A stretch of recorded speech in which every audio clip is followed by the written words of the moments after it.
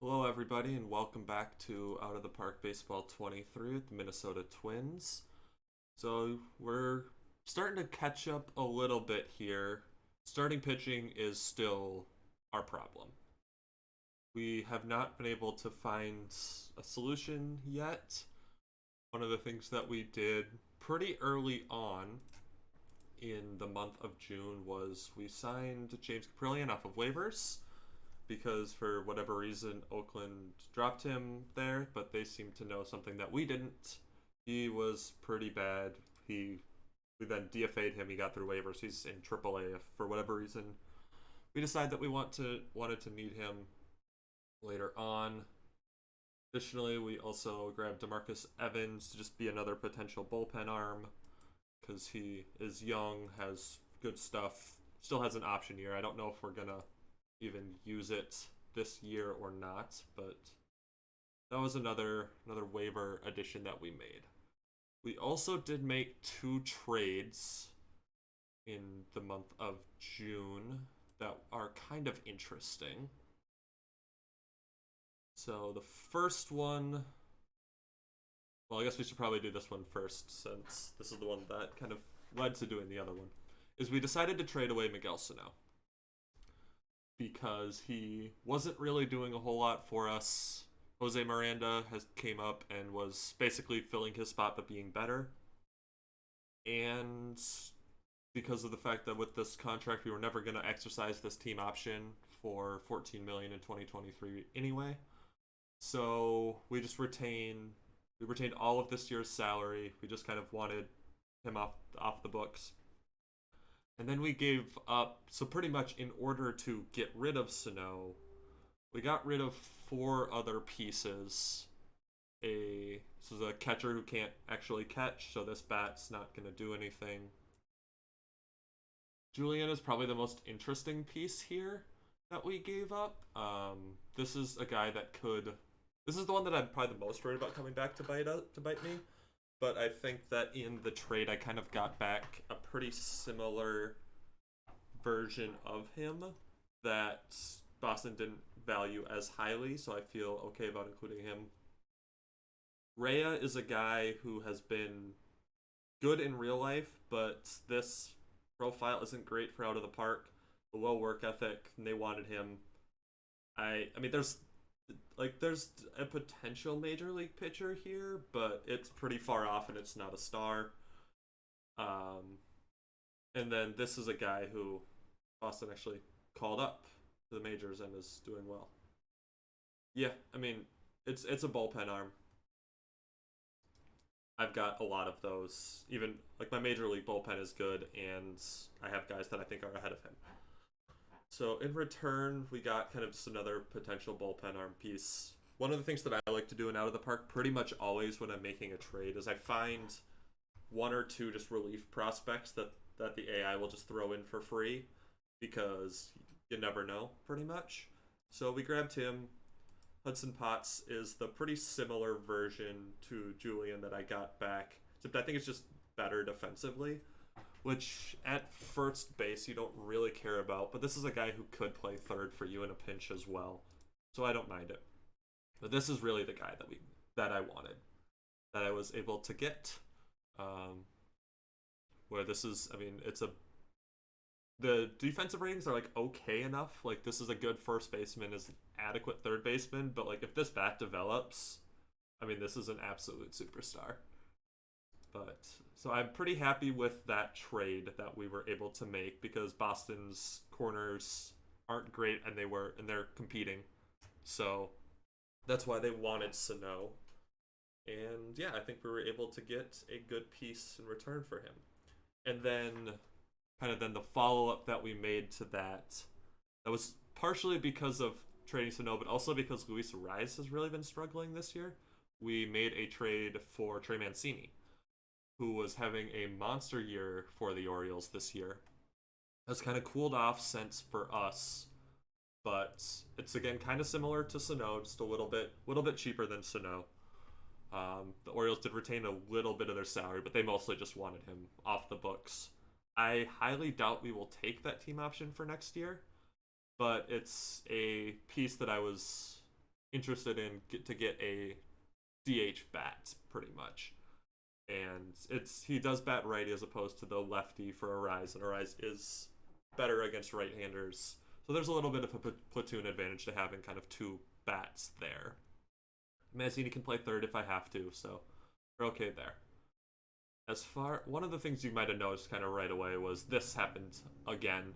I think he played 4 games for me after he came back from his injury, short rehab, and just injured instantly again. But it did lead to a pretty amusing moment in the game in which he did get hurt, which was this one, where Ryan Jeffers playing center field. Because I guess why not, right? Like the fact that they didn't move pieces around. Oh, right, because my other backup center fielder is Max Kepler, who also got hurt in that game.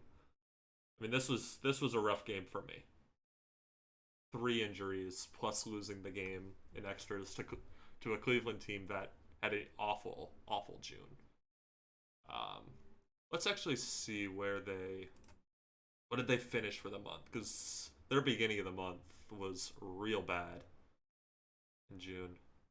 Okay, they kind of figured it out, yeah, against us at the end. But this was the point where I was looking at it, where they had won 1 game in the first 2.5 weeks of June. That's so rough. But then they've kind of started to figure it out. Yeah, they won 4 of 5 from us there to kind of halt our winning streak that we had going on there. But yeah, so Ryan Jeffers had some center field experience now, which is odd, but that happens. Gio Urshela has also been an absolute revelation. We've gotten much more than 1920 version of him. He had a 26-game hitting streak. I don't know if there's will this show up in history here? Yeah. 26-game hitting streak, which ended on a game where we won like 9-0 too, which I think is pretty funny. But yeah, won player of the week in that as well. He's been very, very good for us this year. And then as far as center field goes, with Buxton's injury, we didn't really have a great actual center fielder for the team. So we signed Jake Maresnik, who has 1 hit in 26 plate appearances. So that probably can't continue, which means we'll probably have to find another option of trying to make a deal. The only one available on the trade block is Michael A. Taylor, who the Royals would not actually ever trade in this situation, where they're currently a wild card team. Like, there's just that's the trade that would never happen, even if I could find a way to make it work. So we will find something else potentially. So in player news, there's some other interesting things, namely Jose Miranda just being an absolute stud.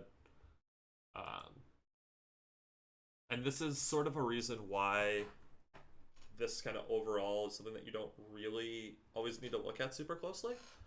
Because, I mean, this is a good bat, potential of 70 rating at first base.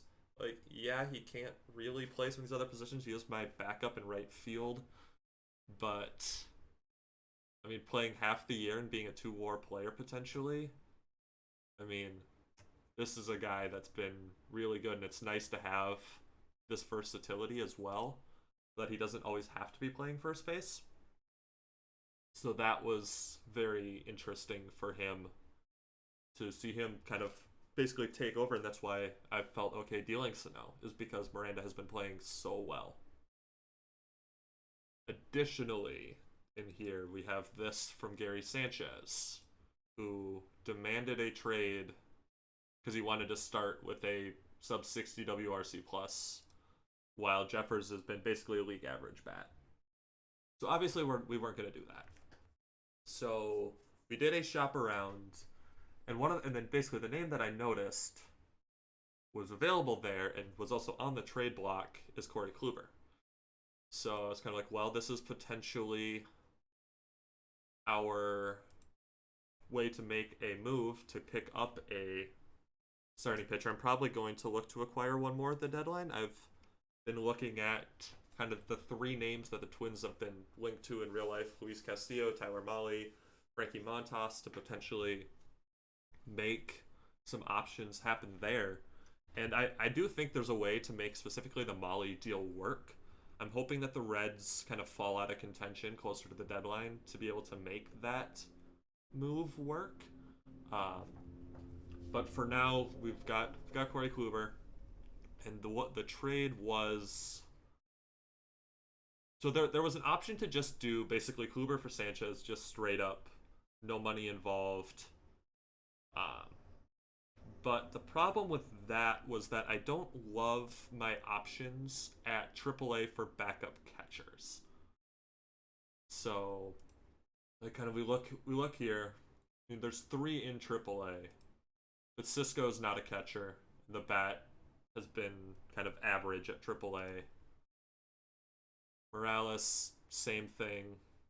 He's more of a double A catcher. AAA has been done nothing.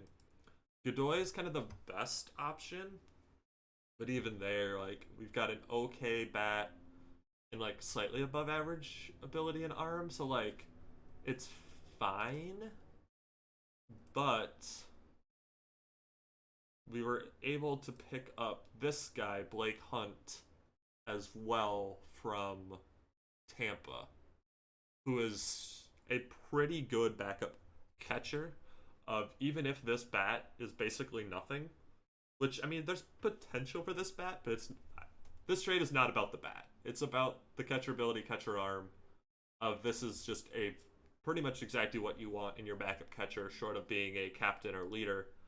But I have a captain in Gio Urshela. I have a leader. I think I actually have two leaders, and I think one of them actually is Corey Kluber. Yeah. So making this trade was just very, very helpful. So pretty much to get him, we traded away Kyle Fedko, where this is kind of I mean, it's a corner outfield bat that I have a bunch of who's in A plus ball, having a really good year. Trying to capitalize on the good season he was having, as well as this guy who just I don't see it here. Of he was having a I mean, so it looks like that was one appearance where he walked three guys in 2 innings, no strikeouts. Like this is a whatever. That was just kind of a throw in that they seemed to want. So that was the other trade that we then made. And then we have to talk about this. This is so international free agents. That happened on July 1st. I simmed ahead because I wanted to see if I got this guy or not. Yeah, this is a guy. I don't really know what to say here other than if this develops at all, this is the best player in baseball, and it's not really close. Don't like this doesn't really even matter. Like it's nice that he's not DH only with those ratings. I forget infield, yeah, nothing infield. But like if you can just throw him out in right field or left field and have him not be basically not be a negative out there with a bat anything close to this, like this is just absolutely absurd. And he's 18, so I put him in rookie ball because if we go and we look at this, I mean it says he's a 45 overall here with like decent ratings here. So if this guy develops, I mean this is just an absolute monster of a potential player here. I mean OSA is a little bit down on him compared to where my guy has him, but I mean even this player is in 65 at a minimum for places, the 80 power or 80 contact. I mean, yeah, like this will play. It's a very, very good player. So that's kind of the big highlight of the last month. Here we're starting to play a little bit better. Let's see if we go into team info. 15 and 13 in June, and that's it with losing 4 out of 5 to Cleveland at the end there. We've won 3 out of 4 in July so far. Pitching really continues to be the problem. The offense is really good. I wish we walked a little bit more than we did, but we're putting the ball in play pretty well, so can't really complain there.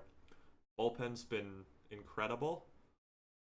I mean, and you can see it kind of with the WAR that our team FIP is actually really low, of sub 4. So like we've even been getting a little bit unlucky. But the starter ERA is just such a problem. Of this 5 ERA, like if we can find a way to fix this, like at all, probably bringing in one more arm. And then Maeda's, yeah, he's not back unless it's maybe in October, but you can't trust him in a potential October situation. But if we can get our team into the playoffs and we can find one, maybe two more starters, like it can be a situation where you run your starter for 4 innings and you let this bullpen just handle it from there, because this bullpen is really, really good. And Duran can go multiple innings if he has to. He goes 2 fairly frequently. And one of the things is, like, we're plus 30 in our run differential right now. Like, you go and you look at the expanded standings by our Pythagorean, like, we should be 44 and 39, which would put us a game and a half back of the White Sox and a game behind the Royals. So we should be much, much better than we actually have been. So if this kind of starts, yeah, I mean, we're 5 and 16 in 1-run games. Like, this is just absurdly unlucky. Where, like, if this evens, like, if we're 500 in 1-run games for the rest of the year, we probably will make the playoffs. So I do think that if we can figure out a way to get starting pitching addressed, probably one more, maybe 2 more, and find a center fielder who can play a decent enough center field and not bat 045, then I think we're in pretty good shape moving forward. Even though we're 6.5 games out of the last playoff spot. But there's certainly potential here for this team to come back and make the playoffs. And I think if we get into the playoffs, we can do a lot of damage with this bullpen. Of just don't be super aggressive with your starter. If they get through 4, that's fine. And then just hand it over to a bullpen that's been incredible. And I mean, Correa's been really good. It's on pace for a 7-WAR season right now. Like, I want to look. I don't think we're going to trade him, at the very least. I don't think we trade Kepler either at this point, because some of our options for corner outfielders, especially Trevor Larnach's just having an awful year in AAA right now. The point of, like, I don't even know if I can call him up. I mean, it could just be the other thing is, like, he's not, like, unhappy about being in AAA to be kind of a reason why he's struggled so much. But we'll kind of see there. We'll continue to make some moves around with our starting pitching, try to find some options there. I don't think there's internal great options. Belazovic hasn't been great. Canarino's been, like, okay. Winder had one pretty good start in the majors and is probably the only real option there. Dobnik's just not a starter in this game. So, yeah, that's sort of where we are at for the Minnesota Twins. We're 40 and 33. Our Pythagorean record says we should be better than that. I think that with a couple more upgrades, we can kind of hopefully mitigate that loss of Buxton for the year and hopefully still make the playoffs. I think it's definitely within reach here. We're starting to kind of pick up some steam a little bit. And I think this is a team that is in a pretty decent place. Kirilov's been really good. So, yeah, that is the current status of your Minnesota Twins right after the 4th of July. And next time we will probably just do sim up to the draft, and I'll do the draft live on the next video. So have a good rest of your day, everybody, and I'll catch you in the next one. Bye.